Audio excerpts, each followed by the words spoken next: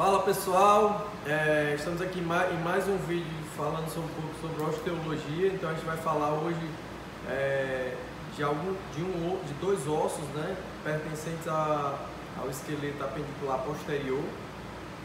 E aí o osso que a gente vai falar agora é a pelve, ou o osso coxal, né? Então a pelve, ela na verdade ela é dividida em três ossos, né? Caracterização da pelve: osso plano, né? Comprimento e largura maior do que a espessura. Forma de nutrição: forame nutrício e periósteo, tá? Então dividido em três ossos, né? Ilho, isquio e o pubis, tá? Ok?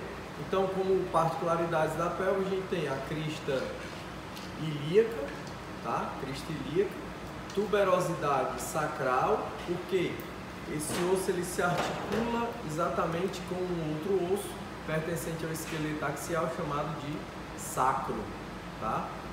Então, crista ilíaca, tuberosidade sacral, tuberosidade coxal, tá bom? Aí eu vou ter o corpo do ilho, né? Corpo do osso ilho, tá bom? Vou ter a incisura isquiática maior e incisura isquiática menor, certo? E aí eu vou ter a famosa asa do ilho, né?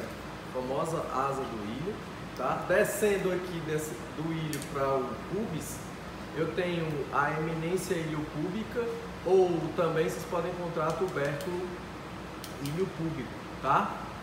Entro diretamente no pubis, onde eu tenho exatamente quem? A famosa sínfise pélvica, né? Que vai daqui até aqui. Ela se subdivide em sínfise púbica e sínfise isquiática, tá? Circundando esse pubis eu tenho o forame obturador, tá? E mais embaixo eu tenho o famoso arco isquiático, onde eu vou ter a tuberosidade do isquio, ok? Tenho nessa vista que eu estou mostrando para vocês a famosa crista ilíaca. Crista ilíaca não, a crista que liga o ilho até a região isquiática, né? Então essa crista, ela está em que vista? Na vista dorsal. Como é que eu encontro essa pelve? Eu encontro essa pelve nessa posição. Isso aqui que vocês estão vendo é o famoso canal do parto, né? Por onde passa os fetos, não é isso? Então a gente vai ter a diferença entre as espécies, né? Por exemplo, o cão, a gente tem uma subdivisão, né? Que é exatamente o que? A pelve do tipo mesatipélvica, platipélvica e dolicopélvica, que está relacionado com o formato da cabeça desses cachorros, desses cães, tá? Tem uma regiãozinha, então a pelve ela se articula exatamente com o sacro e em uma outra região, né? Que é a região acetabular com o famoso fêmur, né? Então ele se articula com o sacro e com o fêmur, tá bom? E aí a gente tem uma articulação que a gente chama de articulação coxo-femoral. Então, estudando ou analisando o acetábulo, né? A gente tem exatamente quem? A gente tem a superfície articular do acetábulo, a fossa acetabular e a incisura do acetábulo. Lembra que essa articulação ela é de bastante importância para os cães, onde a gente tem uma doencinha chamada de displasia coxo-femoral, que é a má formação dessa região, tá bom? Causando um desgaste na cabeça do fêmur, tá certo?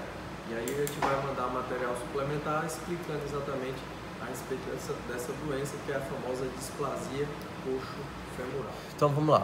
Então o acetábulo ele se articula exatamente com o fêmur, então a gente chama estruturalmente isso aqui como uma depressão óssea articular, onde eu vou ter exatamente o que?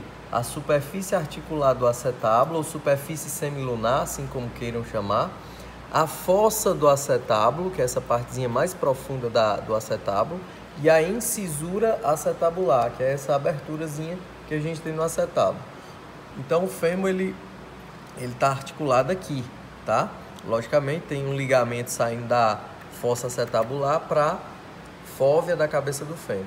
E aí a má formação dessa região né, causa um desgaste da região da cabeça do fêmur, causando diversos sinais clínicos, como o principal deles a dor e a claudicação dos cães. Uma outra região de articulação da pelve é exatamente com quem? Com o sacro, que faz parte já de um outro esqueleto. A pelve pertence ao esqueleto apendicular, o sacro é esqueleto axial. Então, se observar, a gente tem exatamente o que? A articulação da pelve com o sacro, tá? Pela sua tuberosidade sacral. Valeu, galera!